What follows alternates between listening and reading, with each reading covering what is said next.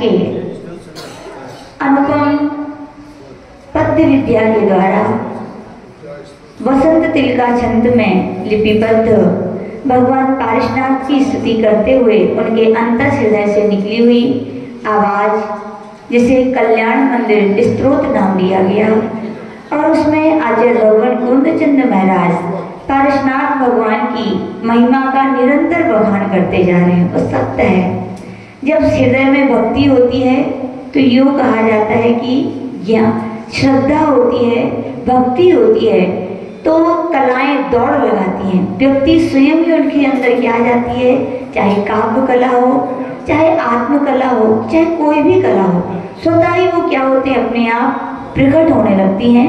आचार्य भगवान तो महान ज्ञानी हैं, तंत्र मंत्र के वेत्ता हैं, और यहाँ पर चूंकि उन्होंने यह स्तोत्र कोई अपने ज्ञान की विस्तृतता दिखाने के लिए नहीं लिखा, अपितु वे एक सच्चे सम्यक दृष्टि थे।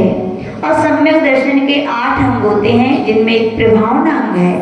सच्चे सम्यक दृष्टि जी 3 लोगों में यहाँ पर अज्ञान व्याप्त है, वो अज्ञान कैसे दूर हो, कैसे जिन धर्म और जिनेन्द्र भगवान की महिमा का चारों ओर क्या हो, प्रसार हो, प्रकाश हो, ऐसा वे निरंतर सोचते हैं। और जब आचार्य कुंदचंद्र भगवान से यूं ही कहा गया कि जैन धर्म की महिमा चमत्कार दिखाइए, तो उन्होंने अपनी ज्ञान से, अपनी श्रद्धा से, उस भक्ति से, और एक महान कलाकार, काव्य कलाकार, महाकवि होने के कारण उन्होंने यहाँ पर यह कल्याण मंदिर स्तोत्र लिखा। और कल हमने देखा था कि आचार्य भगवान ने कहा था कि भगवान आप क्या हैं, बहुत गरिमावान है, और गरिमा का अर्थ दूसरा क्या होता है, आप बहुत वजनदार है। यदि कोई व्यक्ति समुद्र में हो, उसे पार करना है, और उसके लिए क्या कहा जाए, तुम बहुत सारा वजन रख लो अपने ऊपर, तो क्या वो पार हो पाएगा? लेकिन यहाँ पर कह रहे भगवान आपकी तो बड़ी निराली महिमा है कि भक्त जो संसार सागर से पार होना चाहते हैं, आप गौरववान है, पृथ्वी पे उनको आपको क्या हृदय में बिठाते हैं, और इतने गौरववान आपके लिए हृदय में बिठा करके भी वे बड़ी आसानी से, बड़ी लघुता से क्या हो जाते, संसार सागर को पार हो जाते। तो यहाँ पर कह रहे हैं कि भगवान आपकी अचिंत महिमा है, वो हमारे विचार में भी आने वाली नहीं है। इसी बात को लेकर के आचार्य भगवान यहाँ पर भगवान पारशनाथ से उनके जीवन चरित्र जब उन्होंने पढ़ा होगा, तो उन्होंने देखा होगा कि भगवान पारशनाथ एक अनुपम समता की मूर्ति के अवतारी थे। कौन थे? समता की मूर्ति के अवतारी थे।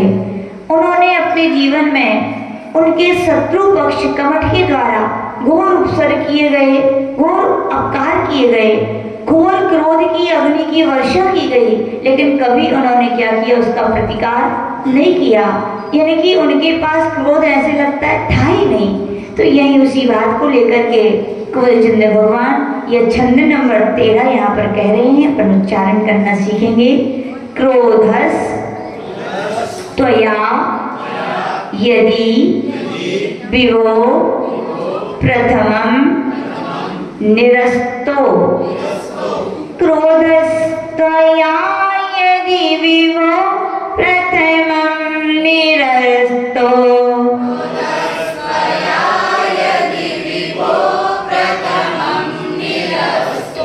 ध्वस तास तदा वद कथम किल कर्म चौरः, ध्वस्तास्तदा वद कथम किल कर्म चौरः।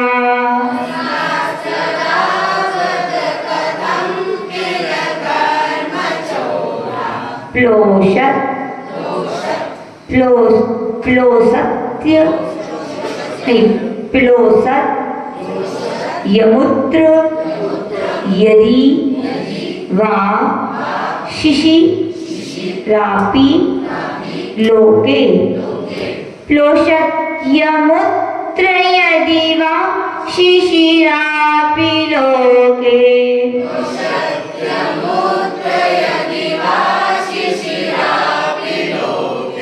नीलत आदि दा का उच्चारण करना है। क्योंकि बाद में द्र आया है। क्या आया है? द्र आधे द और रा से मिलकर बनता है। चूंकि छंद है, छंद में वसंत तिलकापद, छंद में सेकंड नंबर का अक्षर दीर्घ होना चाहिए। क्या होना चाहिए? और यहाँ पर ला लघु है। अब उसको दीर्घ बनाना है तो क्या करेंगे? यहाँ पर आचार्य भगवत ने तीसरा अक्षर संयुक्त अक्षर लिया है द्रा, और उसके लिए दा से क्या निकलेगा? दा। और व्याकरण का एक नियम होता है, यदि आ, ई और उ ह्रस्व स्वर हैं और उनके पीछे यदि संयुक्त अक्षर आता है तो संयुक्त अक्षर का आधा अक्षर का उच्चारण कहाँ पर किया जाता है? आगे वाले के साथ। तो क्या पढ़ेंगे? नीलद ध्रुवाणी विपिनानि न किम हिमानी। नीलद ध्रुवाणी विपिनानि न किम हिमानी।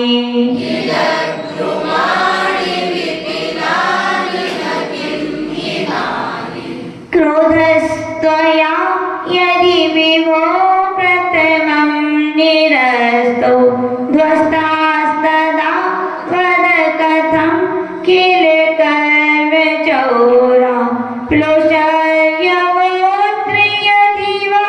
शिशिरापि लोके।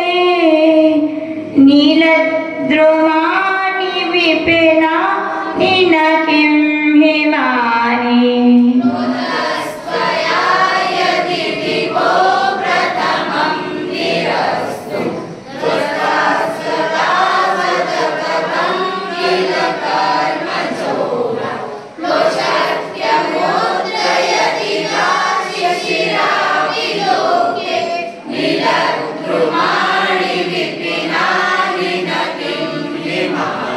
यहाँ पर दो ही जगह ज्यादा ध्यान रखना है। थर्ड लाइन में प्लोषत पढ़ना है आधे ता तक, और यमूत्र, क्योंकि वहां से अमूत्र निकलेगा। क्या निकलेगा? इसलिए। और फोर्थ लाइन में नील के बाद आधे दा का उच्चारण कर नीलत। तो इस प्रकार से आपका छंद बहुत सरल और सहज होगा। इसका अर्थ देखेंगे, यहाँ पर कह रहे हैं विभो, हे पारसनाथ भगवान, यदि यानी यदि त्वया, त्वया यानी आपके द्वारा, क्रोधा यानी क्रोध को, प्रथमम पहले ही, निरस्ता यानी नष्ट कर दिया गया था, तदा यानी तो फिर, वद यानी कहिए। भगवान पारसनाथ से कुमोरचंद भगवान पूछे कि हे भगवान कहिए आपने कर्म चौरा, कर्म रूपी चोरों को कथम यानी कैसे, किल यानी आश्चर्य है, ध्वस्त किया यानी आपने नष्ट कर दिया। यहाँ पर कुमोरचंद महाराज भगवान पारसनाथ से कह रहे हैं कि भगवान, लोक में यूं देखा जाता है कोई चोर हमारे घर में आ जाते हैं तो हम क्या करते हैं? उन पर गुस्सा कर देते हैं तो वो जल्दी से भाग जाते हैं। लेकिन आपने तो साधना यानी कि पहले ही क्षण में, यूं कहे कि कमठ और अग्निभूति की जब पर्याय में थे तभी से आपने क्या कर लिया था? क्रोध को जीत लिया था। कमठ ने कितना भी क्रोध किया 10 भाव तक, लेकिन आपने कभी क्रोध नहीं किया, यानी आपने क्रोध को नष्ट कर दिया था। तो आचार्य भगवान यहाँ पर कह रहे हैं भगवान, फिर इतने बड़े बड़े ज्ञानावर्णी, दर्शनावर्णी, वेदनी, मोहनी, अंतर, नाम, आयुर्गोत्र जैसे कर्म रूपी महाचोरों को आपने फिर कैसे भगाया? जब गुस्सा ही नहीं है तो आप कैसे भगाए? उन्हें आश्चर्य हो रहा है। तो इसका उत्तर पारसनाथ भगवान तो नहीं दे रहे हैं, लेकिन कुलचंद्र भगवान पारसनाथ के गुणों के, एक एक गुणों के अंदर चले गए हैं। उन्हें भगवान पारसनाथ की एक एक गुण की महिमा का स्वयं ही उन्हें क्या हो गया है? अनुभव हो गया है। तो कह रहे हैं, खुद ही प्रश्न कर रहे हैं और खुद ही उत्तर दे रहे हैं। तो यहाँ पर कह रहे हैं, यदि वा अथवा अमुत्र लोके यानी कि इस लोक में, हिमानी अपि यानी बर्फ तुषार, शिशिरापि ठंडा होने पर भी, किम यानी क्या, नीलद्रुमाणी यानी हरे हरे वृक्षों के, विपिनानी विपिन का अर्थ होता है वन या जंगल, वनों को ना प्लोष्यति क्या नहीं जलाता है, अर्थात जला देता है। यहाँ पर आचार्य भगवान कह रहे हैं, मानते हैं किसी वन में अग्नि ही जलाती है, लेकिन क्या ठंडी के दिनों में जब पाल पड़ता है, तुषार पड़ती है, देखी कि नहीं? हाँ, तो क्या हो जाता, पेड़ भी काले हो जाते हैं। क्या हो जाते हैं? ठंडी के कारण जल जाते हैं। तो यहाँ पर कह रहे हैं कि जैसे वनों को जलाने के लिए अग्नि की आवश्यकता नहीं है, ठंडी से भी क्या है वो वन जल जाते हैं, वैसे यहाँ पर पार्श्वनाथ भगवान कह रहे हैं कि हे भगवान की ऐसे ही किसी चोरों को भगाना है तो क्रोध की आवश्यकता नहीं है, वो समता से भी उन्हें भगाया जा सकता है, उसे क्षमा के द्वारा भी उन कर्म रूपी चोरों को भगाया जा सकता है, ऐसा यहाँ पर कहा गया। इसी बात को बना के देखेंगे। पार्श्वनाथ की गुण गाथा सब मिलकर गाओ रे, पार्श्वनाथ की गुण गाथा सब मिलकर गाओ रे, पार्श्वनाथ की गुण गाथा सब मिलकर गाओ रे, पार्श्वनाथ की गुण गाथा सब मिलकर गाओ रे। प्रभु की भक्ति ओहो प्रभु की भक्ति भाव पार लगाए रे, पार्श्वनाथ की गुण गाथा सब मिलकर गाओ रे। आदि जीता दुर्धर को कैसे नासे कर्म बिचोर, आदि जीता दुर्धर को कैसे नासे कर्म बिचोर, प्रभु आश्चर्य मुझे है घोर, प्रभु आश्चर्य मुझे है घोर, शीतल हिमकण बरसे घोर, शीतल हिमकण क्या वृक्ष न जलते चारों ओर, क्या वृक्ष न जलते चारों ओर, प्रभु की उत्तम क्षमा का जोर, प्रभु की उत्तम क्षमा का जोर,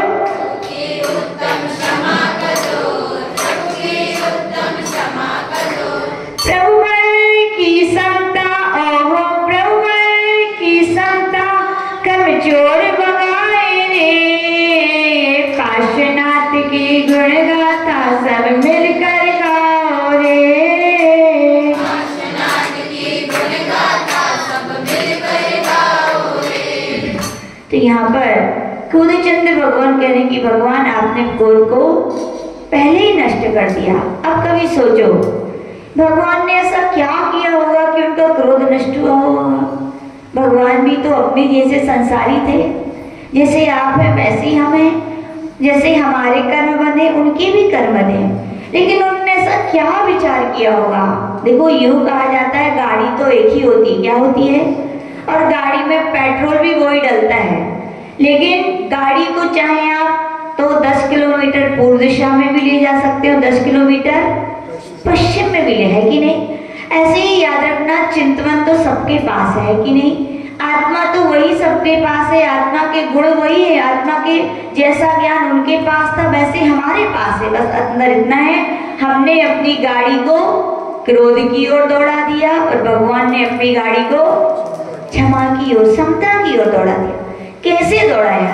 हम लोगों ने एक बार पूज्य गुरुदेव से पूछा, पूज्य गुरुदेव क्या कारण है कि भगवान पार्श्वनाथ के लिए कमठ ने एक भाव नहीं 10 भाव तक बैर किया, 10 भाव तक उनके लिए बहुत कष्ट दिए, उन सब कुछ किया, लेकिन पार्श्वनाथ भगवान ने उनका कभी प्रतिकार क्यों नहीं किया? क्या कारण था उनके अंदर, ऐसे अंदर उनके अंदर क्या आ गया था? तो आचार्य जी बोले भैया वो गीली माचिस बन गए थे। क्या बन गए थे रमेश जी? बारिश का मौसम होता है, क्या होता है, और आप गैस नहीं है मान लीजिए तो क्या जलाना पड़ेगा आपको? चूल्हा जलाना पड़ेगा, माचिस नहीं, चूल्हा। गैस नहीं है तो, और चूल्हा भी ना हो सकता है सिगड़ी हो सकती है, स्टोव हो सकता है, और आप मान लीजिए जलाने के लिए बैठे और ले आए, आप क्या ले आए? माचिस लाए, और अब खूब रगड़े। क्या रगड़े? 1 बार 2 बार, माचिस जलेगी क्या? फिर दिनेश जी बैठे थे, उन्होंने देखा, अरे रमेश जी ये क्या कर रहे हो? बोले क्या करें, ये भोजन बनना है उसकी तैयारी कर रहे हैं, लेकिन क्या करें ये माचिस क्या हो गई है? गीली हो गई, इसलिए जल नहीं रही है। तो ये दिनेश जी होशियार बोले, अरे आप तो बोले बुद्धू हो, बोले इतनी सी बात आपको समझ में नहीं आई? बोले माचिस गीली होगी उसे कितना भी रगड़ा जाए लेकिन चिंगारी आने वाली। बोले जेल हो, कौन सी माचिस? कौन सी माचिस? सूखी, और उन्होंने क्या किया, तुरंत की, और जला कि नहीं जला, बोलो, जल गया। तो गुरुदेव ने कहा कि जैसे चूल्हे के पास सूखी माचिस ले गए तो तुरंत रगड़ा, चिंगारी लग गई, और उसी चूल्हे के पास जब नमी युक्त गीली माचिस गई तो एक बार नहीं, कितने बार रगड़ा था रमेश जी, कई बार रगड़ा, यहाँ तक कि रगड़ के माचिस खराब हो गई, लेकिन वो तीली। ऐसे यहाँ पे कहा गया, भगवान पारसनाथ ने अपने हृदय को क्या बना लिया था, नमी युक्त बना लिया था। अपने हृदय में दया रखनी थी, अपने अंदर करुणा की, दया की, क्षमा की, अनुकंपा की नमी ले आए थे। क्या ले आए थे? तभी तो एक भाव में नहीं, 10 भाव ने कमट ने उनको रगड़ा कि नहीं रगड़ा, कष्ट दिए कि नहीं दिए, खूब दिए, धीमे नहीं, जोर जोर से रगड़ा। लेकिन भगवान पारसनाथ के अंदर क्या थी, नमी थी। तो उनके कभी उनके अंदर क्रोध की अग्नि नहीं जली। और हमारे अंदर क्या है, हमारा हृदय दया से, करुणा से, अनुकंपा से, आत्मीयता से, वात्सल से, सौहार्दता से क्या है, सूखा है। क्या है? हमारे अंदर ये सब कुछ नहीं है। तो तुरंत धक्का भी लगता है। क्या? माचिस तो ठीक है, धक्का भी लग जाए तो क्या हो जाता है, अग्नि आ जाती है। अच्छा आंसर दिया ना किसी ने। तो उन्होंने यही कहा कि भगवान पारसनाथ के हृदय में क्या थी, दया करुणा थी। और उनका जीता जागता उदाहरण है कि जलते हुए नाग उनको देखा। यूं तो राजकुमार थे, क्या थे, राजकुमार थे, अश्वसेन के राजा के राजपुत्र थे, हाथी पर बैठे थे। कह देते किसी सिपाही से कि जाओ तुम सुना दो नमोकार मंत्र, लेकिन नहीं, उन्होंने क्या किया, मैं सुनाऊंगा तो पुण्य मुझे मिलेगा। जो भी धर्म की क्रियाएं, भैया यहाँ पर शिक्षा लेनी चाहिए कि धर्म की क्रियाएं किससे करना चाहिए, स्वयं करना चाहिए। तो फल किसको मिलेगा, तुम कर लेना ऐसा मेरी ओर से, तो फल किसको मिलेगा। हो सकता है पुण्य तुम्हें मिले, धन तुम्हें मिले, वैभव तुम्हें, लेकिन भोगने वाले दूसरे होंगे। ध्यान रखना, क्या होंगे, दूसरे होंगे भोगने वाले। तो उससे शिक्षा लेनी चाहिए कि वे राजकुमार पारसनाथ की क्या दया, क्या करुणा हृदय की रही होगी। स्वयं उतरे और जलते हुए नागिन को क्या सुना दिया, नमोकार मंत्र सुना दिया। और वे मर करके क्या हुए, धन्य और परमावती हुए। तो हुए, उनके कष्ट के समय उपकारी हुए। क्या हुए? यूं कहा जाता है बीज बोया है तो फल बिना मिले नहीं रहता। दया का बीज बोया था, करुणा का बीज बोया था, उनकी रक्षा का बीज बोया था, तो फल किसमें मिला, रक्षा में ही मिला। किसमें मिला? इसलिए ध्यान रखना, हमारा हृदय दया करुणा से भीगा है तो हमारे अंदर वे ही बीज हैं, तो फल भी किसके आएंगे, दया करुणा के। हम दूसरे जीवों के ऊपर दया करुणा रक्षा करेंगे तो विश्वास रखना, ऐसे ग्रंथों में अनेकों उदाहरण पड़े हैं कि जिसने जिसकी रक्षा की उसकी उस व्यक्ति ने भी क्या की, रक्षा की। और जिसने जिसको आज तक सताया है, मत पूछना किसी से कि ये मुझे सताएगा कि नहीं, नियम से सताएगा। क्या सताएगा? नियम से। तो भगवान पारसनाथ क्या बन गए थे, क्या बन गए थे, नबी माली माचिस बन गए थे। तो शिक्षा लेना दी, आप भी चाहते हैं कि हमें बहुत सारे निमित्त मिले, लोग क्रोध करवाएं लेकिन क्रोध ना आए, तो क्या करना चाहिए, अपने हृदय को दया से, करुणा से भिगा कर रखो। दयावान करुणावान व्यक्तियों को जल्दी जल्दी क्रोध नहीं आता। क्रोध क्यों आता है पता है आपको? अपन एक्सपेक्ट तो बहुत करते हैं लेकिन एक्सेप्ट नहीं करते। क्या नहीं करते? एक्सपेक्ट यानी कि हमारी इच्छाएं बहुत सारी होती हैं, हमारी कामनाएं बहुत सारी होती हैं, दूसरों से हमारी अपेक्षाएं बहुत सारी होती हैं। और जब अपेक्षाओं की पूर्ति तो क्या आता है, गुस्सा आता है। 4 कसाएं कहेंगी, कौन कौन सी होती हैं? क्रोध। पहले कौन सी कसाई होती, बोलो? नहीं, क्रम में तो क्रोध होती है, लेकिन पहले आती हृदय में कौन सी कसाई आती है बोलो? नहीं, क्रम उल्टा है। व्यक्ति की इस्पेक्ट इच्छाएं हैं, लोभ है ना। कौन है? लोभ है। किसी, मान लीजिए मुझे ये पेंसिल चाहिए, क्या चाहिए, और हम आके इसको उठा लेंगे और देखेंगे, कोई क्यों भैया क्यों देख रहे हो? अरे अरे कुछ नहीं, हम तो यूं ही देख रहे थे। क्या कर दिया आपने? माया, छल कपट किया। क्या किया? छल कपट और कर लिया। और मान लो कोई अपना था और कह दे कि भैया ये मेरे लिए अच्छी लगेगी, तुम्हारे लिए थोड़ी अच्छी लग रही है, ये मेरे पास रहेगी तो अच्छी रहेगी, तुम्हारे पास अच्छी नहीं लग रही है। क्या बोला ये?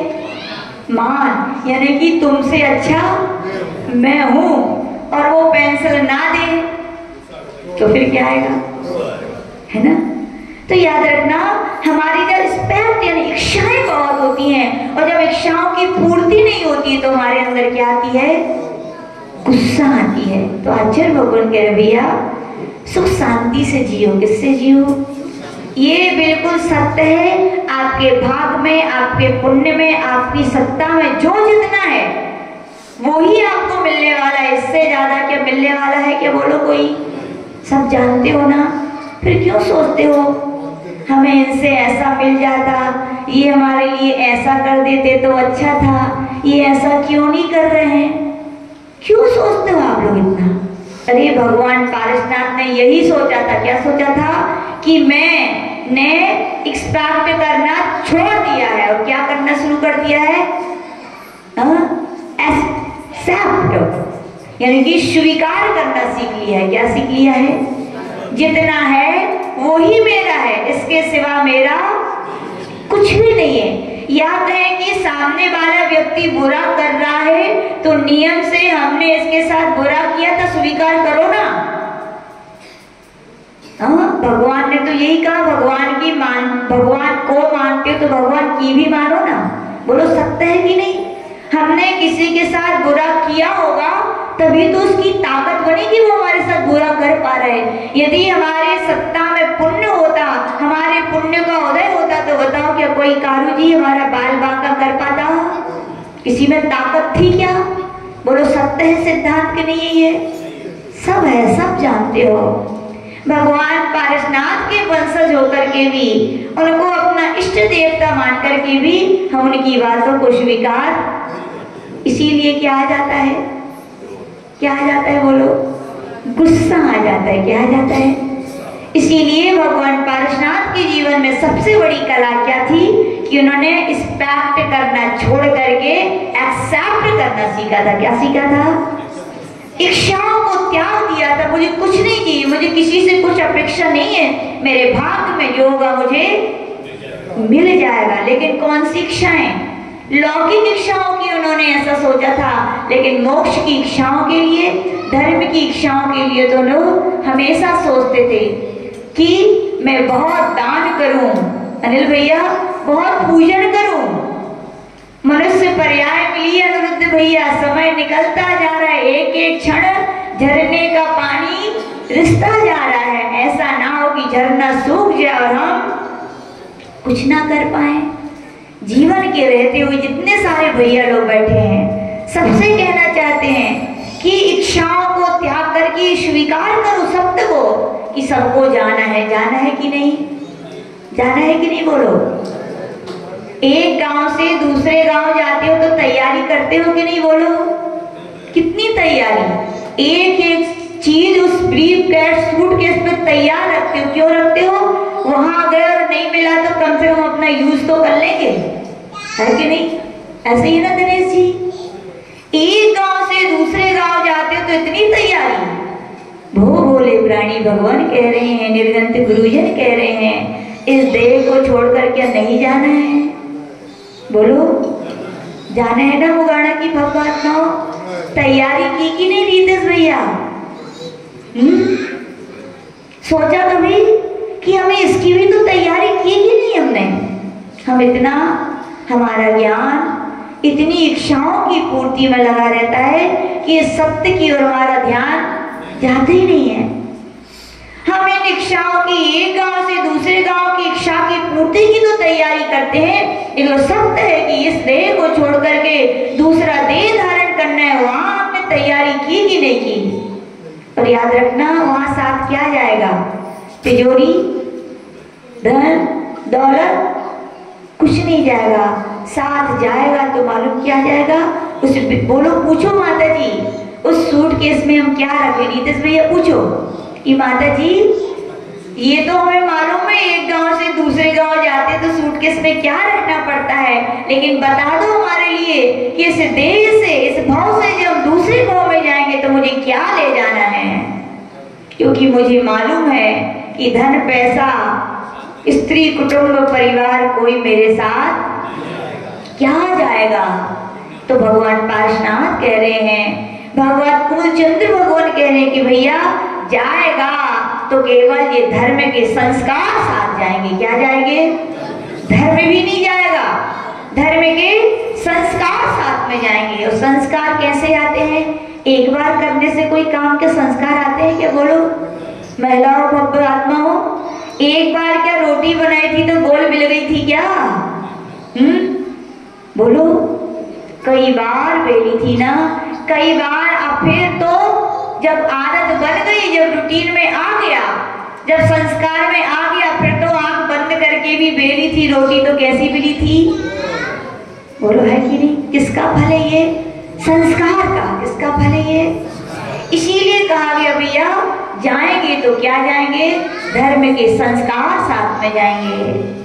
वहां पर जब मान लीजिए दूसरे गांव में हो सकता है दरिद्रता आ जाए, हो सकता है किसी कर्म की वजह से, लेकिन आपके यहाँ पर दान देने के संस्कार हैं, आपके यहाँ पूजन अभिषेक करने के संस्कार हैं, आपके यहाँ साधु संतों की सेवा करने के संस्कार हैं, तो हो सकता है वे आपके संस्कार आपके काम आ जाएं। और बीज बोगे तो फल मिलेगा कि नहीं? अवश्य मिलेगा, देर हो सकती है। तो याद रखना, मनुष्य पर्याय मिली है तो कर लो पूजन, कर लो अभिषेक, दे लो खूब दान, क्योंकि कुछ साथ में नहीं जाएगा, साथ में जाएगा तो क्या जाएगा? तो ये स्वीकार कर लो। क्या कर लो? इसको एक्सेप्ट कर लो। क्या कर लो? यही सत्य है। और जो एक्सपेक्ट कर करके बैठे हो ना, ये मिल जाए, वो मिल जाए, हवा महल बना के बैठे हो, मिलेंगे क्या? याद रखना, बैंक में बैलेंस नहीं होगा, कितने बड़े चेक में कितने लाख रुपए लिख देना, मिलेगा क्या? इच्छाओं की पूर्ति इच्छाएं करने से नहीं होती, ध्यान रख लेना। होती है क्या? किससे होती इच्छाओं की पूर्ति? इच्छाओं की पूर्ति जब होती है जब बैलेंस भी तो होना चाहिए। और बैलेंस कम होगा जब आप बैंक में जाके जमा करोगे, और अब आपके हाथ में कब आएगा? दुकान पे बैठने से। बोलो, दुकान पे बैठने से पैसा आता है क्या गणेश जी? तो फिर वे एक जन हेलो हेलो करके लाखों कमा लेते हैं, और एक जन सुबह से बैठते शाम तक और मच्छर भगा लेते हैं, बोनी भी नहीं होती कई लोगों की। बोलो, दुकान पे बैठने से पैसे आते हैं क्या? नहीं, पैसे आते हैं तो पूर्व में जो धर्म के बीज बोए थे उनका फल है कि आज आपके पास क्या है? पैसा है। तो याद रखना, ये एक्सेप्ट करो। क्या करो? स्वीकार करो सत्य को। ये पारसनाथ भगवान ने क्या किया था? स्वीकार किया था कि इच्छाएं करने से कुछ नहीं होगा, बल्कि क्या करना पड़ेगा? मुझे सत्य को स्वीकार किया उन्होंने कि मैंने भी किसी न किसी भाव में इसका भी अपकार किया होगा, इसलिए आज मेरा क्या कर रहा है? ये अपकार कर रहा है, मुझे कष्ट दे रहा है। यदि मैं इसका बदला लूंगा ये तो सर्कल बन जाएगा। क्या बन जाएगा? आज मुझसे ये बदला ले रहा है, फिर मैं उससे लूंगा। कुल ऐसे तो संसार से मुक्ति होने वाली नहीं है। संसार से मुक्ति चाहिए तो क्या किया उन्होंने? क्या किया? ईंट का बदला पत्थर से नहीं दिया, क्रोध का बदला क्रोध से नहीं दिया, क्रोध का बदला किससे दिया? क्षमा से। अपकार का बदला उन्होंने उपकार से दिया और समता से दिया। तो याद रखना, क्या करना है अपन को? क्या करना है? एक्सेप्ट नहीं, क्या करना है? एक्सेप्ट करना सीखो। सत्य को जो स्वीकार करता है उसको गुस्सा नहीं आती। कई लोग, मम्मी लोग परेशान रहती हैं, बच्चे मेरी बात सुनते ही नहीं है। पिताजी लोग परेशान होते हैं, बेटा मेरी बात सुनते ही नहीं है। याद रखना, जब तक उसकी समझ में, स्वयं की समझ में नहीं आएगी ना, तब तक भगवान भी उसको नहीं समझा पाएंगे। इस बात को आप स्वीकार कर लो। बार बार किसी को टॉर्चर करने से तो आज के गए वो समय कि आपकी वो सुन लेते थे। बहुत समय चेंज हो गया है। अपन को भी यदि उनके लिए सच्चे रास्ते पे लाए तो बार बार मत टोको, थोड़ा उनको भी सोचने दो। यूं कहा जाता है कि दिमाग किससे आता है? बादाम खाने से। किससे खाने से नहीं? ठोकर खाने से। किससे आता है? जब लगेगी ना स्वयं की ठोकर, स्वयं समझ में आएगा कि ऐसा काम मुझे नहीं करना चाहिए। यानी कि इस बात को भी माता पिता स्वीकार कर ले कि मेरा बेटा मेरी बात सुन नहीं रहा है। बार बार टोक टोक करके, बस प्रेम से कहो, सम्मान से कहो, हितैषी भावना से कहो, लेकिन टोक टोक के, मार मार के किसी को, समझ गए आप? तो यहाँ पर आचार्य लोगों ने ही कह रहे हैं कि हम यदि एक्सेप्ट करना, सत्य को स्वीकार कर लें कि जब तक उसकी स्वयं की समझ में नहीं आएगा तब तक वो समझने वाला नहीं है। पारसनाथ भगवान ने भी यही सोचा था कि जब तक कमठ को ये ज्ञान नहीं होगा कि ये गलत काम है, तब तक कोई कितना भी समझाए, पर ऐसा हो नहीं सकता कि 10-10 भाव तक किसी ने कमठ को ना समझाया। बोलो ऐसा हो सकता है क्या? हाँ, ऐसा होगा? बोलो, सोचो कभी। ऐसा नहीं हो सकता। उसके भी किसी न किसी परिवार में रहा होगा, जहां गया होगा हर हितैषी कोई ना कोई रहा होगा। रावण भले ही कितना बुरा था, लेकिन मंदोदरी ने क्या नहीं समझाया उसे? विभीषण ने क्या नहीं समझाया? कुंभकर्ण ने क्या नहीं समझाया? बोलो, समझाया। ऐसी कमठ को भी कई लोगों ने कई बार समझाया होगा, लेकिन उसकी समझ में नहीं आया। और जब समझ में आया तो देखो झुका कि नहीं? झुक नहीं पड़ा। याद रखना, व्यक्ति गलत है तो नियम से वो अपनी लाइन पर आएगा। देर हो सकती है लेकिन अंधेर नहीं हो सकती। भगवान पारसनाथ ने यही सोचा था। और हमने पूछा गुरुदेव और क्या विचार किया होगा पारसनाथ ने? उन्होंने कैसे क्रोध के को पहले ही समाप्त कर दिया? तो आचार्य श्री बोले थे, भैया पारसनाथ भगवान गाड़ी के वाइपर बन गए थे। क्या बन गए थे? गाड़ी का वाइपर देखा कि नहीं? मतलब 4 व्हीलर होती है ना, जिनके घरों में 4 व्हीलर तो है। कल गए थे सब जी, कहाँ गए थे? देवपुरी गए थे। गाड़ी से गए थे कि नहीं? 4 व्हीलर से ही गए होंगे। और बीच में बारिश होने लगी थी तो क्या किया था? वो बटन था ना जो वाइपर, आप लोग क्या वाइपर ही तो बोलते, वो चालू कर दिया था। तो क्या हुआ था अनिरुद्ध भैया? पानी गिर रहा था, लेकिन क्या आपकी गाड़ी में अवरोध आया क्या? क्यों नहीं आया? क्योंकि आपने वाइपर को चालू कर दिया था। वो वाइपर आने वाले पानी को अलग कर रहा था। भगवान पारसनाथ ने भी अपना जो ज्ञान रूपी वाइपर था क्या कर लिया था? कमठ निरंतर 10 भाव से उनके ऊपर बैर की बारिश कर रहा था। क्या कर रहा था? घोर बारिश कर रहा था। लेकिन भगवान पारसनाथ की साधना की गाड़ी रुकी क्या? बोलो, क्यों नहीं रुकी? क्योंकि उन्होंने अपने ज्ञान का वाइपर क्या कर दिया था? चालू कर दिया था। कौन सा वाइपर? ज्ञान का। उन्हें याद रखना, व्यक्ति के अंदर ज्ञान आ जाए तो कोई कितना भी परेशान करे वो परेशान होगा क्या? देखो, ज्ञान में बहुत बड़ी शक्ति होती है। ये हम नहीं कह रहे, ये हमारे पूज्य तीर्थंकर भगवंतों ने, जिनवानी ने, गुरु ने, हमारे आचार्य तो हमेशा ही बोलते थे, हमेशा बोलते थे कि बड़ी साधना कर पाओ या ना कर पाओ, लेकिन ज्ञान के संस्कार बनाओ। क्योंकि काम आता है समय पर, तो कौन काम आता है? ज्ञान। कौन काम आता है? ज्ञान। कष्ट देखो सभी को हो रहा है, लेकिन कुछ व्यक्ति करा रहे हैं और एक व्यक्ति समता से बैठा है। बोलो, क्यों बैठा है? क्या ऐसी चीज है उसके अंदर की जो शांति से बैठा है? बोलो, क्या है उसके अंदर? क्षमता है, लेकिन आई कहां से? बिना ज्ञान के समता आती है क्या? बोलो, 3 काल में ज्ञान नहीं होगा तो समता आने वाली नहीं है। और ज्ञान यानी कि आंतरिक ज्ञान होना चाहिए, कर्म सिद्धांत का ज्ञान होना चाहिए। क्या होना चाहिए? कर्म सिद्धांत का ज्ञान। कि दूसरा तो निमित्त है। क्या है? कोई कितना भी हमें कष्ट दे ले, कोई कितना भी कुछ कर ले, लेकिन निमित्त व्यक्ति है, उपादान स्वयं का नहीं होगा तो बताओ निमित्त क्या कुछ कर पाएगा? और हमारा स्वयं का उपादान होगा तो कितने भी तुम एक निमित्त को हटा सकते हो, दूसरा निमित्त आके तैयार हो जाएगा। क्यों? क्योंकि तुम्हारा उपादान ऐसा है। ये है ज्ञान। क्या करता है ये? और डिटेल में समझे, आपको समझ में नहीं आया?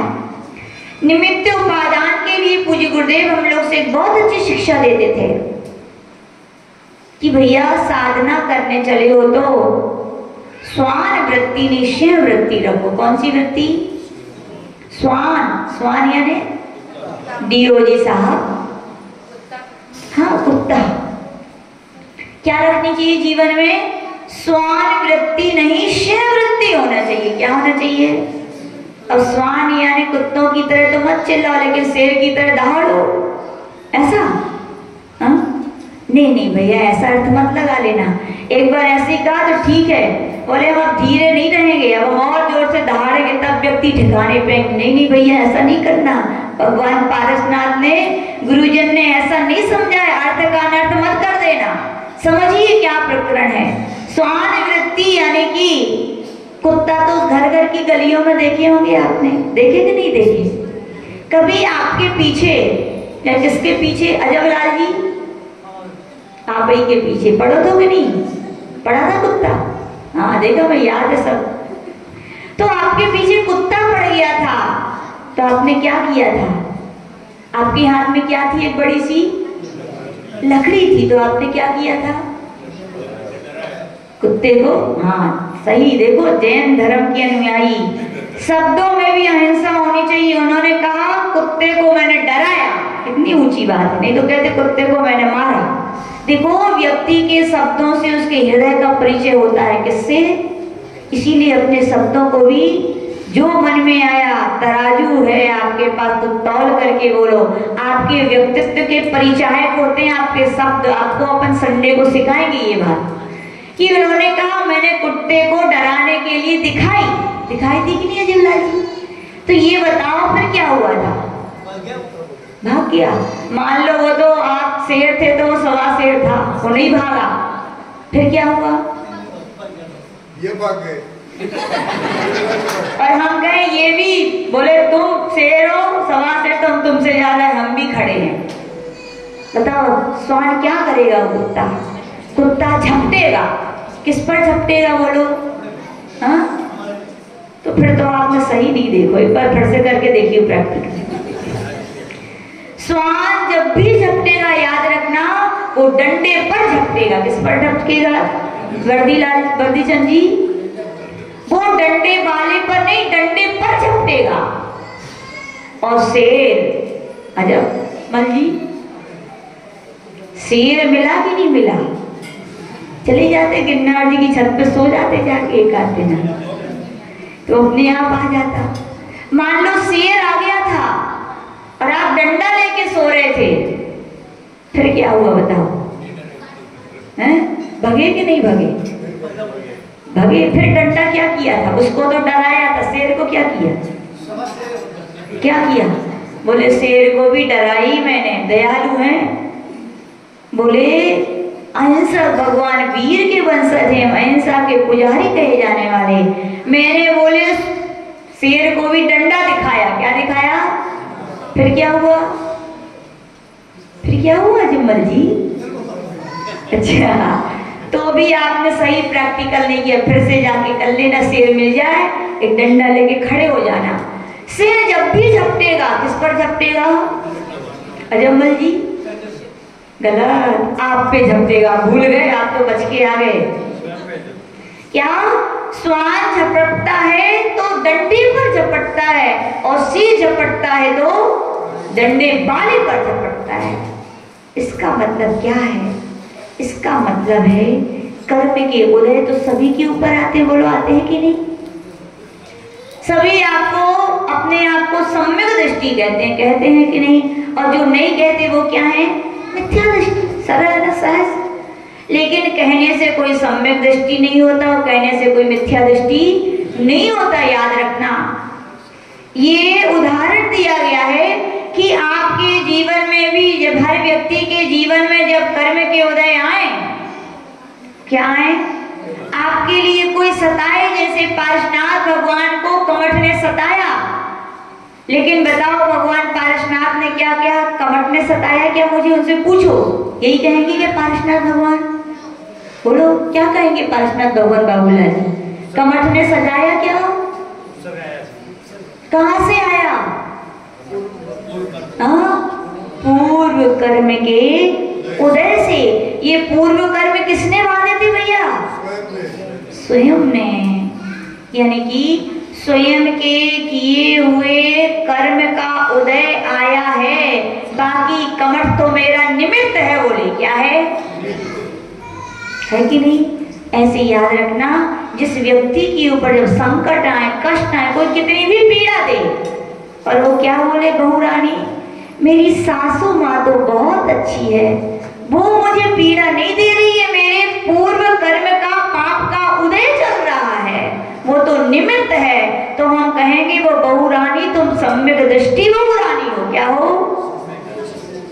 और दूसरी बहू कहे अरे जब से शादी हुई है चैन से नहीं बैठन देती हैं, शांति नहीं है जीवन में, तब देखो, और आज तो पार ही हो गई, इतना कष्ट दिया मेरी सास ने।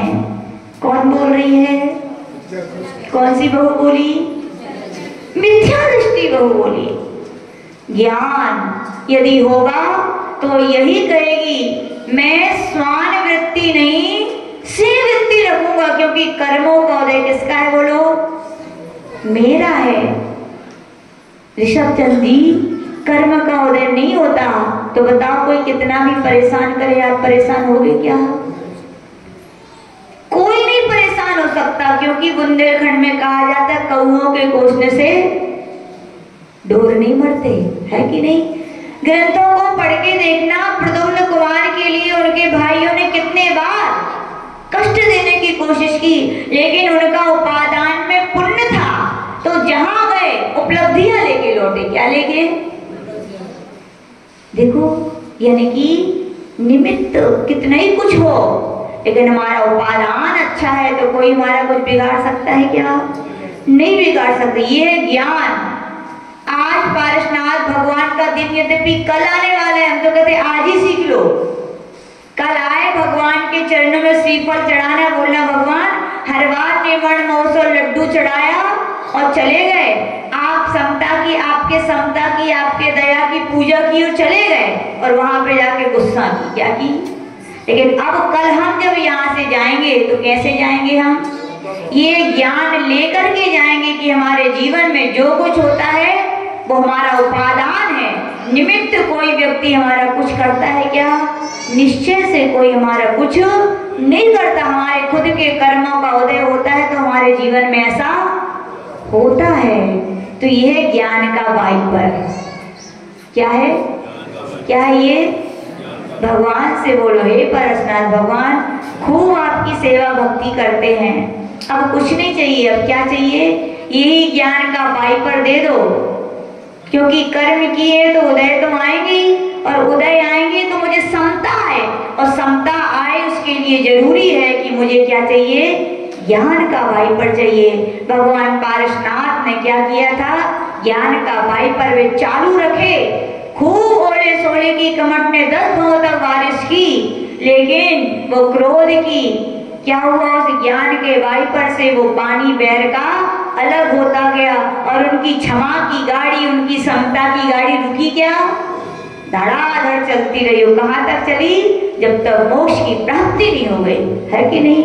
तो ऐसे ये छंद में यही कहा गया है कि भगवान आपने क्रोध को पहले जीत लिया। तो समझ में आया कैसे जीता भगवान ने? ऐसे जीता।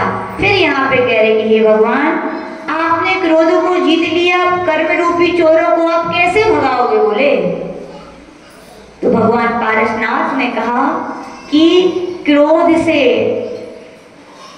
की गई अपकार के बदले से उपलब्धियां स्थायी नहीं रहती। स्थायी उपलब्धियां स्थायी होती तो किससे होती हैं? क्षमा की होती। किसकी होती हैं? क्रोध से व्यक्ति को बदलोगे तो थोड़े क्षण के लिए बदलेगा, फिर जो करती हूँ वो कहेगा अच्छा तुम्हारी गली थी, तुम्हारा मोहल्ला था तो ठीक है, अब आइए हमारी गली में, यही कहेगा ना। कितनी देर तक आपकी क्रोध चली, बोलो, क्षणिक रहा। लेकिन जब व्यक्ति को क्षमा कर दिया जाता है, गांधी जी को एक चांटा लगाया गया, क्या किया उन्होंने? दूसरा गाल, दूसरा लगा दिया गया, उन्होंने क्या किया? तीसरा गाल, और ऐसे लगाने के बाद वो तो गाल करते गए, लेकिन व्यक्ति के हाथ ऐसे की गए, लास्ट में कैसे हो गए? ऐसे हो गए। क्या हो गए? किसकी जीत है? क्रोध की कि क्षमा की? बोलो। क्रोध व्यक्ति को नहीं झुकाता, कौन झुकाती है? क्षमा। क्षमा से स्थायी उपलब्धियां मिलती हैं, क्षमा से व्यक्ति के जीवन में स्थायी परिवर्तन आता है। इसीलिए भगवान पारसनाथ ने क्या किया? क्या धारण की?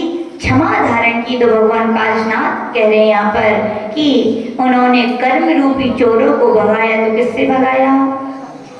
समता से भगाया। किससे भगाया? उनके पास ज्ञान था, उनके पास समता था, उनके पास वैराग्य था। उसी का उदाहरण आचार्य भगवान ने यहाँ पे दिया कि क्या, जो वन को अग्नि जलाती है ठंडी के दिनों में, क्या शीत लहर चलने वाली तुषार क्या नहीं जलाती?